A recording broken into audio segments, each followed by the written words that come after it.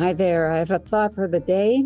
And once again, I'm reading from The Dance of the Dissident Daughter by Sue Monk Kidd.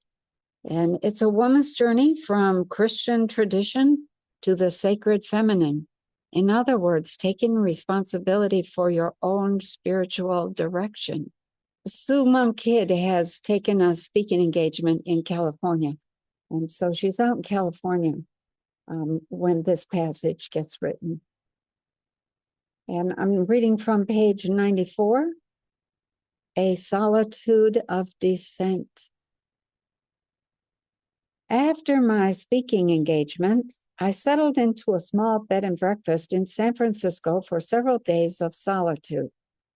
I had hoped to stay at Mercy Center in Burlingame, a retreat house south of San Francisco that I'd wanted to visit for a long time. But at the last minute, I couldn't arrange it. Not knowing of another, I decided on the inn because I'd been there before and I remembered the rooms were cozy, that it had a fireplace downstairs with an overstuffed chair where a person could sit unperturbed and look out over Washington Square. Besides, I told myself, the place wasn't so important. It was self-containment that mattered. Most of the time I spent in my room.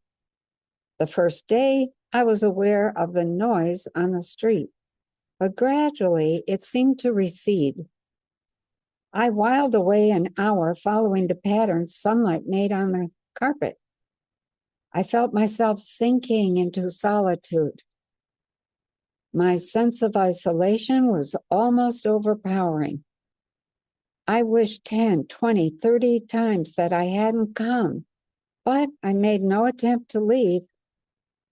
In the end, the force in me to make the descent was stronger than the desire to flee.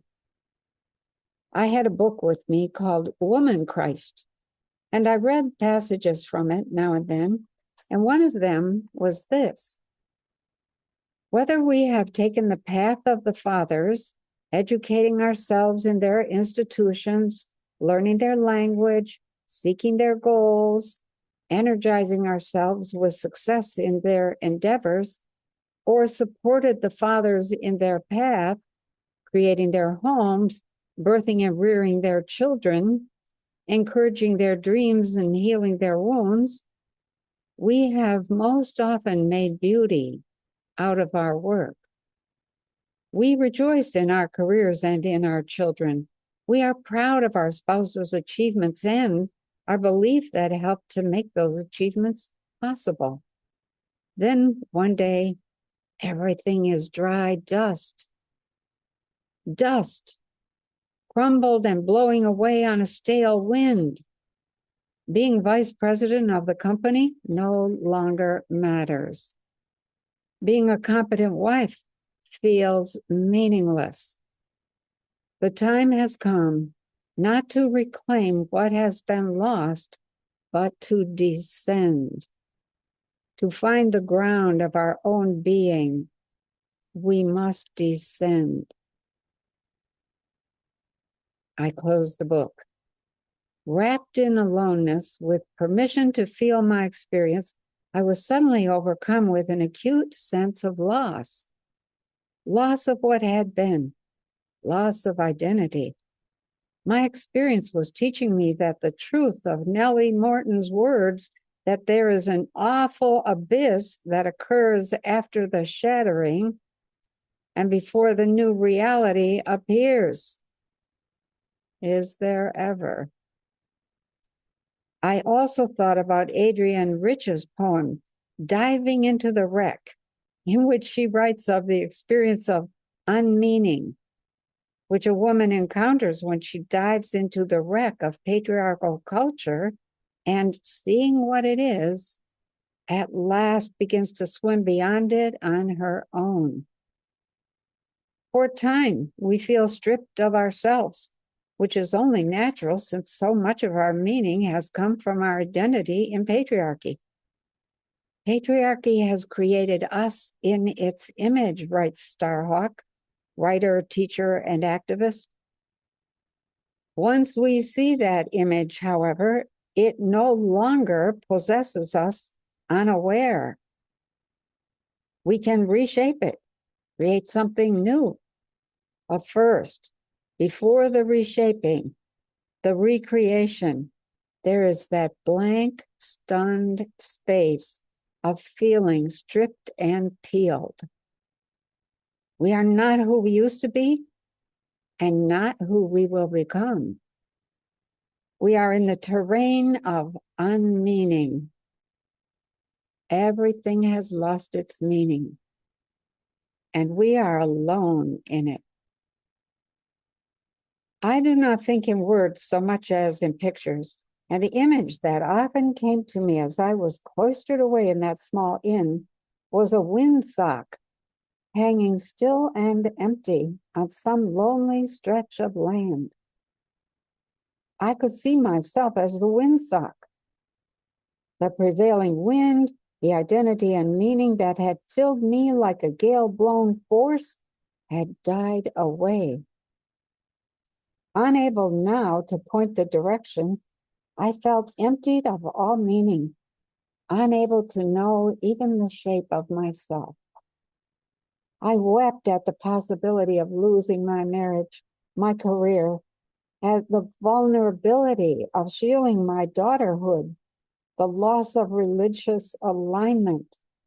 My perception of the divine had proved rigid, inadequate. Western Christian patriarchal boxes could not hold it. The divine was more of an unmapped mystery than I had fathomed. Yet, as expansive as that might sound, I did not lose the accustomed symbols of my religion without grief. Also, the thought of forfeiting my dependence on masculine validation and giving up salvation through male saviors left me feeling alone and denuded, thrown back completely on myself. I'd struggled to come to terms with my feminine woundedness.